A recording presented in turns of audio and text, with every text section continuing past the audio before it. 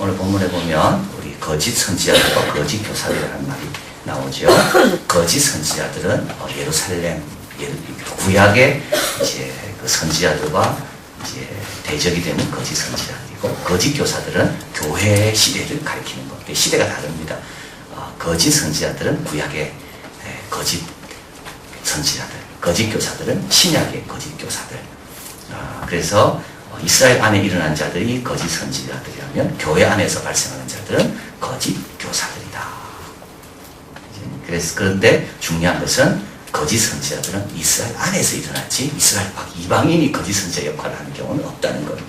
그것처럼 거짓 교사들도 교회 안에서 일어나지 교회 밖에서 다른 종교를 가진 사람이 오는 경우는 없다는 겁니다. 그래서 오늘 본문에 분명히 이렇게 이야기하죠. 너희 중에도 2장 1절에 너희 중에도 거짓 선생들이 있으리라. 그래서 우리 중에도 거짓 선생이 있을 수가 있다. 이 거짓 선지자들은 이스라엘 백성 가운데 일어난 거지 에돔 사람이나 모압 사람이나 그런 사람이 거짓 선지자 역할을 하는 경우는 없다는 겁니다. 마찬가지로 거짓 교사들도 성도 안에 교회 안에서 일어난다. 그래서 그걸 우리가 늘 깨어서 조심해야 된다. 이제 그러면서 그들을 대해서 설명하는데 멸망케 할 이단을 가만히 끌어들인다. 이 가만히란 말이 중요합니다. 가만히란 말은 어떤 뜻이냐면 충격을 주지 않는 게 가만히 하는 거죠. 조금씩 하는 겁니다. 그래서 개구리를 그 물에서 이렇게 이제 삶아 죽일 때 어떻게 됩니까? 끓는 물에 개구리를 넣으면 개구리가 바로 튀어나옵니다. 그래서 그냥 찬물에 넣어요. 그러고 난 다음에 물을 서서히 가열하는 겁니다. 그럼 개구리는 그 차이를 잘 못 느껴요. 그러다가 갑자기 느낄 때는 이미 늦은 겁니다. 그것처럼 이 가만히란 말이 그 뜻입니다. 처음에 들을 때는 몰라요. 그 다음 들을 때도 몰라. 근데 점점 어떻게 됩니까? 거기에 익숙해지는 거예요. 그래서 내가 누구와 자꾸 만나는가를 늘 점검해 봐야 되는 겁니다. 나는 주로 긍정적인 사람, 적극적인 사람, 생산적인 사람을 만나는가? 안 그러면 나는 늘 실패하는 사람, 늘 낙담하는 사람을 만나는가? 이게 가만히 들어오는 겁니다. 그 충격이 있지 않아요, 처음에는. 충격이 있다면 내가 알겠죠. 차이가 많다면 내가 금방 느낄 겁니다. 개구리처럼 물에서 뛰어나올 거예요. 그 뜨거운 물에 넣으면 개구리가 금방 알고 차이를 느끼기 때문에 뛰어나온다고요. 그런데 찬물에 넣고 계속 데피는 거지. 그래서 이 거짓 선생님들은 어떤 선생님들이냐면 압니다. 자기가 큰 충격을 가하면 완전히 다른 내용을 이야기하며 튀어나갈 것을. 그래서 처음에는 어떻게 됩니까? 처음에는 비슷한 내용을 계속 하는 겁니다. 오늘 이 말, 내일 이 말, 이렇게 점점점. 그래서 가만히란 말이 뭡니까? 나도 모르게 거기에 익숙해져 가는 거예요. 근데 지나고 보니까 거리가 멀어져 있는 거예요. 그래서 이 거짓 선생들의 특징은, 거짓 교사들의 특징은 바로 이렇게 가만히 끌어들이는 거예요. 그래서 자꾸 뭐 차 한잔 마시자 그러고, 같이 뭐 대화하자 그러고, 이러면서 점점 계속 거리가 멀어지게 만들어요. 그래서 그런 것들을 조심해야 돼. 깨어 있어야 돼. 그렇지 않으면 나도 모르게 거기 익숙하게 되는 거예요. 길들여지게 되는 거죠. 그거 안 된다는 거예요. 그래서 멸망케 할 이단을 가만히 끌어들입니다. 서서히 천천히. 그래서 나도 모르게 차이를 못 느끼도록 내가 끌려가는 거예요. 알고 보니까 어떻게 됩니까? 전혀 다른 가르침으로 내가 그 자리에 와 있는 거예요. 그리고 이들은 사신주를 부인하고라고 나와 있죠. 사신주. 자기들은 사신주를 부인하고, 이 사신주라는 것은 피로 값준 영혼들을 힘들게 한다는 것을 이야기하는 겁니다. 피로 값주고 산 영혼들. 주님께서 그 영혼을 구원하기 위해서 십자가에서 그 고통을 당하셨는데, 그 고통을 당하심으로 얻어낸 그 영혼들에 대해서 그런 소중함이 없는 사람들. 그게 거짓 선지자들이죠. 거짓 선생들입니다. 이 영혼이 주님 앞에 얼마나 소중하고, 이 영혼이 신앙생활하고 교회에 오도록 우리 주님께서 얼마나 많은 희생과 노력을 하셨는가. 그걸 별로 이렇게 신경 쓰지 않는 사람들. 이런 사람들이 거짓 교사들인 겁니다. 그리고 이제 임박한 멸망을 스스로 취하는 자들이다 라고 되어 있죠. 그래서 이들은 멸망케 할 이단을 가만히 끌어들이지만 결국은 그 멸망케 할 그 내용 때문에 본인이 멸망을 당하는 자들이 바로 거짓 교사들이다. 그래서 거짓 교사들은 없는 겁니다. 새로운 사람만 늘 있을 뿐이지 옛날부터 있었던 사람은 다 멸망받아서 없는 거죠. 또 새로운 사람이 어리석게 또 거짓 교사 역할을 할 뿐이다. 그런 전통은 흐르지 않는다는 겁니다. 자, 그러면서 이제 심판을 받은 세 경우를 이야기합니다. 첫 번째는 천사입니다. 4절에 하나님이 범죄한 천사를 용서치 아니하시고, 이 말은 뭡니까? 이미 여기서 보니까 부인은 임박할 멸망이라 되어 있죠. 하나님의 심판은 거짓 교사들에 대한 하나님의 심판은 빨리 임한다. 이제 그 예로 누구를 들었는가 하면 타락한 천사들을 이야기합니다. 이 타락한 천사들은 어리석은 사람들이죠. 어리석은 자들이죠. 왜냐하면 사탄을 따르다가 벌받은 사람들입니다. 벌받은 천사들이니까. 그게 사탄이 교만해진 것을 보고 자기도 그 덩달아 교만해지다가 함께 주님의 심판을 받았다. 근데 어떻게 됐습니까? 심판 때까지 지키게 되고 어두운 구덩이에 두었다. 이 말은 뭡니까? 더 이상 천사의 기능을 못하는 자들이 되었다는 것을 이야기하는 겁니다. 그래서 첫 번째, 멸망케 할 이단을 가만히 끌어들이는 사람에 대한 심판이 임박한데, 그 예를 들어서 천사를 보라는 거죠. 천사는 하나님께서 금방 사탄과 함께 범죄하고 교만했을 때 금방 심판하셨다. 그것처럼 이들에게도 심판이 금방 임할 거다. 그걸 이야기하시고요. 두 번째는 이제 노아 때 이야기를 합니다. 옛 세상을 용서치 아니하시고, 한번 읽어볼까요? 오직 의를 전파하는 노아와 그 7 식구를 보존하시고 경건치 아니한 자들의 세상의 홍수로 내리셨으며, 참 이게 중요한 말이 나와있죠. 노아는 뭐를 했다고요? 의를 전파했다. 의를 전파했는데 효과가 있었습니까? 없었습니까? 없었습니다. 근데도 노아는 마지막 방주에 들어갈 때까지 방주를 지으면서 의를 전파했다. 그리고 노아가 살았던 시대는 노아의 의 전파에 대해서 그렇게 반응이 좋은 그런 좋은 시대가 아니었고 죄악이 관영된 시대였다. 그럼에도 불구하고 노아는 계속 외쳤다. 그래서 그 결과가 어떻게 됐다고요? 그 7 식구가 구원받았다. 헛되지 않는다는 것. 그런데 여기서 더 무서운 건 뭐죠? 하나님은 8명만 구원하시고 나머지는 다 멸하셨다는 말씀입니다. 그러니까 숫자가 많다고 안전한 것이 아니다. 그것을 이야기하는 거예요. 그래서 숫자가 많다고 안전하지 않다는 거예요. 내가 많은 쪽에 쓴다고 안전하지 않는 겁니다. 그래서 오늘 본문의 앞에 보면 이렇게 나와 있죠. 2절에 여럿이 저희 호색하는 것을 쫓으리니, 여러 명이 저기 가 있다고 절대 안전하지 않다는 겁니다. 여러분, 많이 모인다고 안전하지 않습니다. 오늘 오후에 목사님 오시라 이야기를 듣는데 뭐 별것이 다 있더라고요. 보니까 자기 옷을 던지면 쓰러지는 데도 있대요. 내보고 그거 한번 인터넷 사이트 들어가 보라고 그래요. 그분이 지나가면 다 쓰러진대, 주위가. 근데 사람이 얼마나 많이 모이는가 하면 전라남도 당진인가 거기에요. 그 기도원에만 사람이 얼마나 많이 모이는가 하면. 그래서 목사님 가실 때 던지던가 그때는 안 던졌다 그러더라. 근데 진짜 자기가 있는데 보니까 지나가면서 옆에 사람 다 쓰러지더래요. 모르겠어. 그리고 많은데요. 많다고 안전하지 않습니다. 또 한 분은 또 500명씩 모아가 집회하는데 목회자들만 500명씩 꽉꽉 찬대요.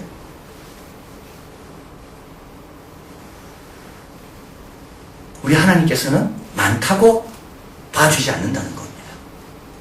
많다고 봐주지 않아요. 모든 사람, 인류가 있고 그리고 노아 가족만 있는 거죠. 근데 하나님은 노아 가족만 구원하시잖아요. 그게 하나님 말씀을 듣고 하나님 경외함으로 사람의 반응이 있든 없든 방주를 신실하게 짓는 그 노아와 그 가족, 하나님 거기만 구원하시는 거예요. 그러니까 우리가 조심해야 되는 겁니다. 많은 것이 안전한 것이 아닙니다. 막 사람이 몰려간다고 그게 안전한 것이 아니지. 우리가 참 조심해야, 내가 깨어 있어야 되는 거예요.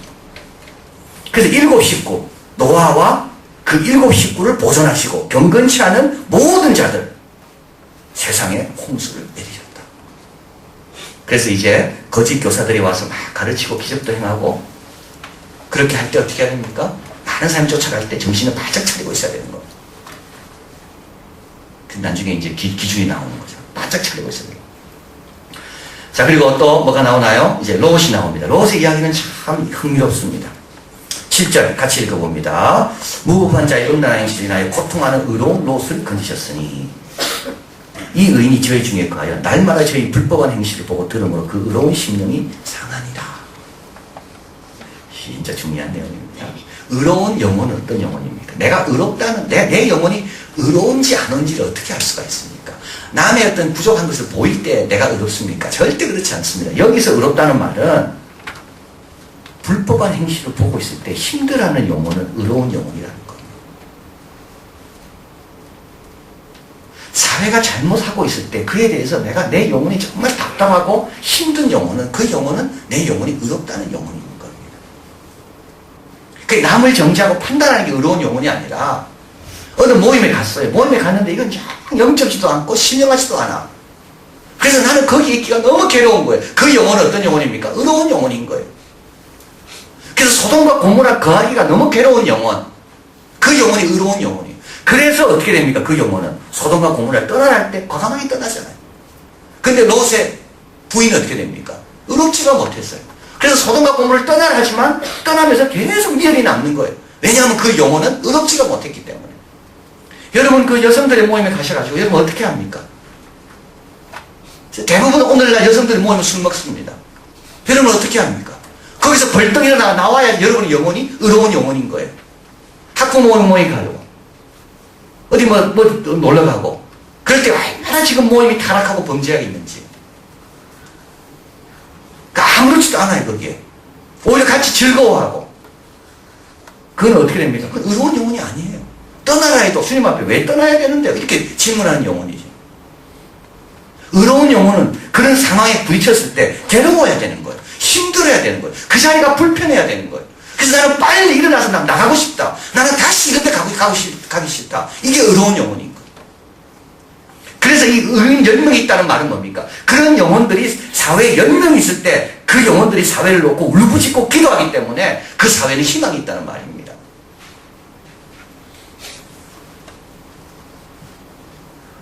여러분 7절에 가보십시오. 무법한 자의 음란한 행실을 인하여 고통하는 의로운 롯이 뭐로 인해 고통했습니까? 우리는 뭐로 인해 주로 고통합니까? 내 몸이 아프다든지 사업이 잘 안 된다든지 자녀가 잘 말 안 듣는다든지. 근데 그건 의로운 영혼이 아닙니다. 의로운 영혼, 무법함으로 인하여 고통당하는 사람이 의로운 영혼인가? 그래서 어떻게 되나요? 하나님께 울부짖지. 근데 하나님은 그 의로운 영혼을 딱 이 소돔과 고모라에 딱 넣어놓은 거 아닙니까? 그래서 어떻게 해요? 네가 의인이 돼서 10명이 되면 내가 이 섬을 사간다. 근데 10명이 안 되잖아.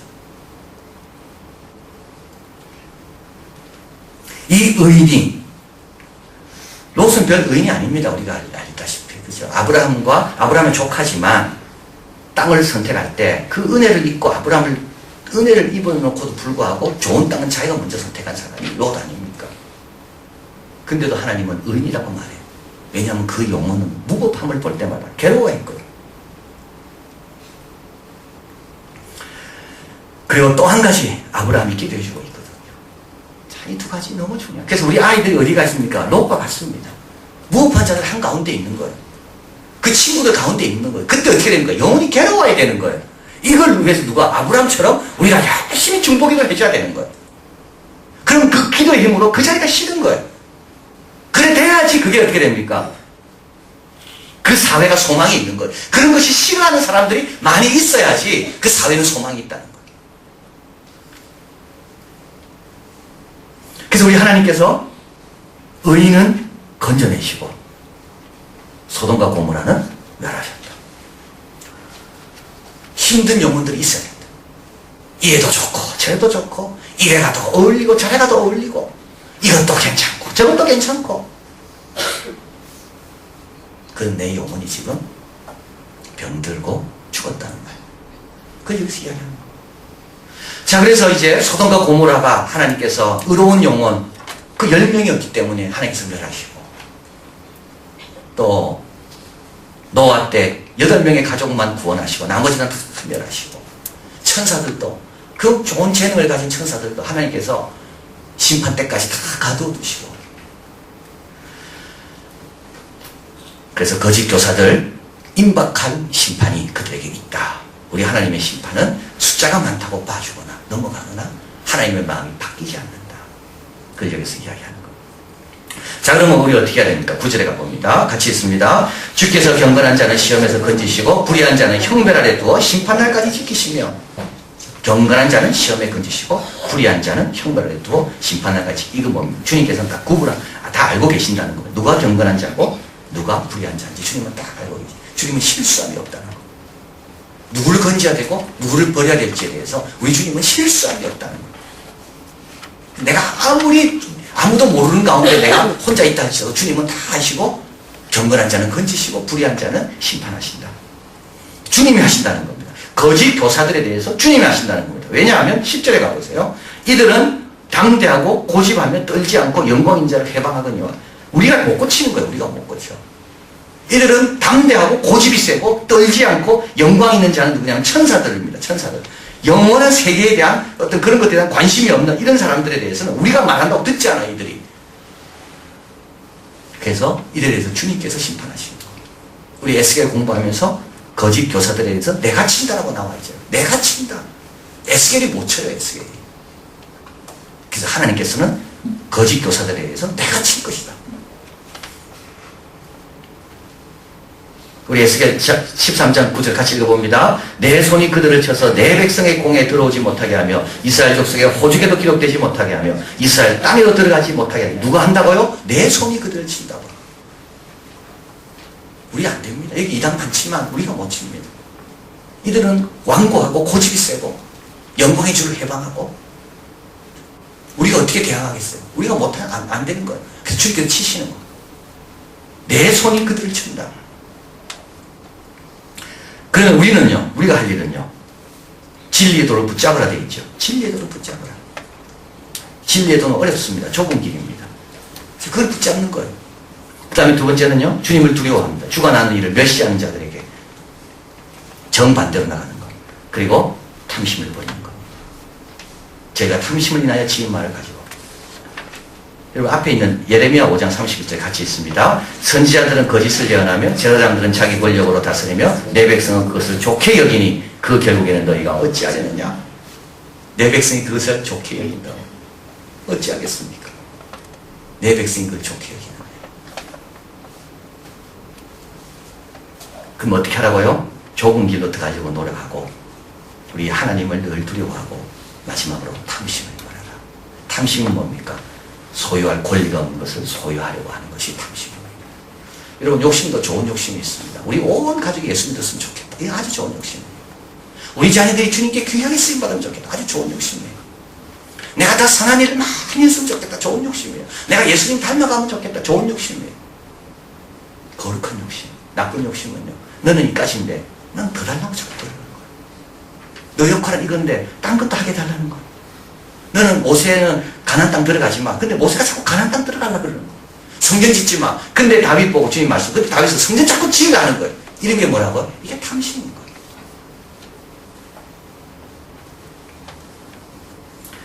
근데 그런 것들이 어떻게 해요? 거짓 교사들의 가르침을 따르게 한다는 거예요.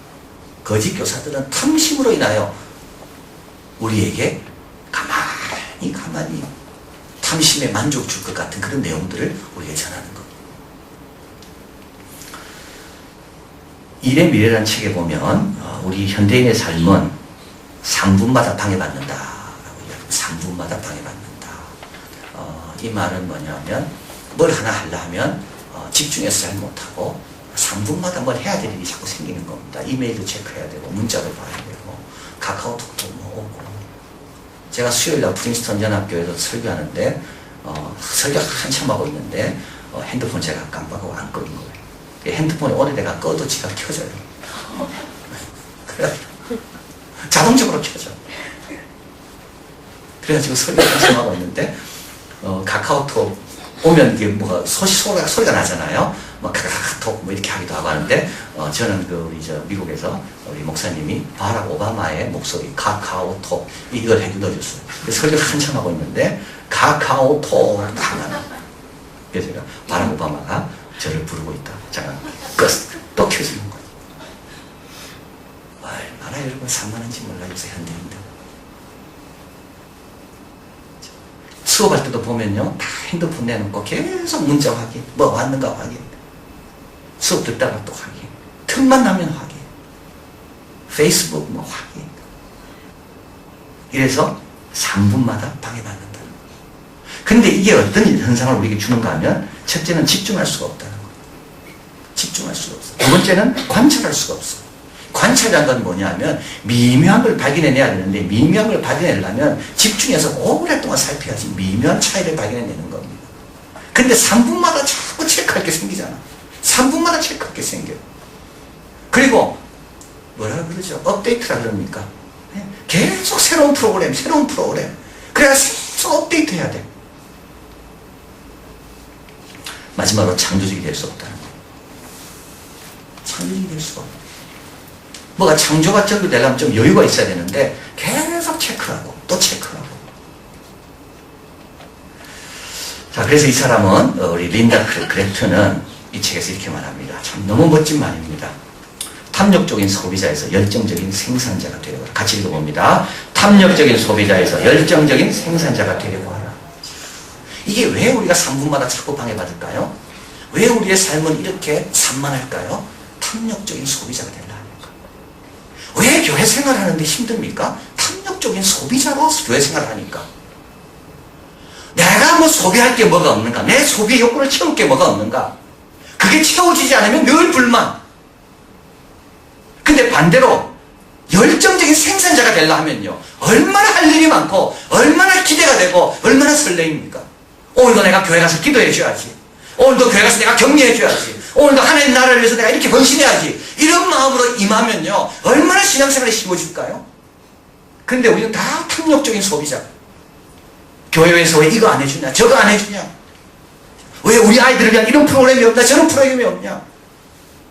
이 아이 보고 네가 교회를 위해 기도해라, 네가 열정적인 생산자가 되라고 가르쳐야 되는데 교회 와가지고 너 교회에서 이거 요구하고 저거 요구하고. 탐욕적인 소비자. 그래서 우리 자신을 좀 돌이켜볼 필요가 있습니다. 나는 열정적인 생산자로서 신앙생활하는가, 안 그러면 탐욕적인 소비자로서 나는 교회생활하는가. 직장에도 마찬가지예요. 나는 탐욕적인 소비자로서 직장생활하는가, 안 그러면 여기에 내가 조금이라도 더 기여하자, 오늘 조금만 더 기여하자, 이런 마음으로 임하는가. 탐욕적인 소비자는요, 두리번 살필 수밖에 없어요. 이거 만족되면 그 다음 만족된 걸 찾고, 저 다음 또 더 만족적인 걸 찾고, 그게 삶이 파편화될 수밖에 없는, 이런 데는 창조적인 건 안 나타납니다. 집중할 수 없기 때문에 열매도 안 나타납니다. 꾸준할 수 없기 때문에 깊이도 안 생깁니다. 거짓 교사들은 이런 사람들이 제일 좋은 겁니다. 탐욕적인 소비자. 늘 자기의 소비 욕구에 대해서 관심이 많고, 오늘도 이 욕구가 왜 안 채워지는가에 대한 불만이 많고, 값으로 사신 주 별로 생각 안 하는 거지. 진리의 도에 대해서는 별 생각이 없는 거.